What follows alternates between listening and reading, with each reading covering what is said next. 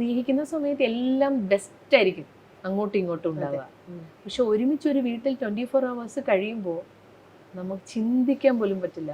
നമ്മൾ കണ്ടതും കേട്ടതും ഒന്നും ആവില്ല ലൈഫ്. അപ്പൊ ഇതൊക്കെ ഇവിടെയൊക്കെ നമ്മൾ സർവൈവ് ചെയ്യേണ്ടി വരും, ഓവർകം ചെയ്യേണ്ടി വരും. ഇതൊക്കെ നമ്മൾ മനസ്സുകൊണ്ട് പ്രിപ്പയർ ചെയ്തിട്ട് വിവാഹ ജീവിതത്തിലേക്ക് കടക്കാം. ഇതൊരു വലിയ ബാലികേറാ മലയെന്നല്ല ഞാൻ പറയണത്. നമ്മളിതിനെ കുറെ പഠിക്കാനുണ്ട്. ഇപ്പൊ ഞാൻ ഈ ബിഗ് ബോസിന്റെ കാര്യം പറഞ്ഞ പോലെ ഇതൊരു ഗെയിമും കൂടിയാണ്. നമ്മൾ പഠിക്കാനുണ്ട്.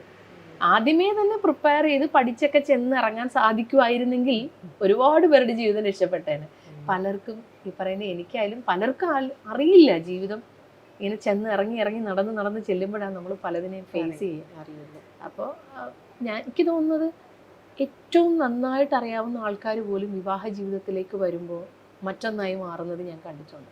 എത്രയോ നാൾ സ്നേഹിച്ച് പരസ്പരം മനസ്സിലാക്കിയിരുന്നവര് വിവാഹത്തിന് ശേഷം കുറച്ചുനാൾ കഴിഞ്ഞപ്പോൾ സെപ്പറേറ്റ് ആയി പോകുന്നു. സ്കൂളിൽ നമുക്ക് ചിന്തിക്കാൻ പോലും പറ്റില്ല എങ്ങനെ ഇത് സംഭവിച്ചെന്ന് പോലും. അതായത് അങ്ങനെയാണ്. അത് എവിടെയും നമ്മൾ ആരെയാണ് കുറ്റപ്പെടുത്തേണ്ടതെന്ന് പോലും നമുക്ക് അറിയത്തില്ല.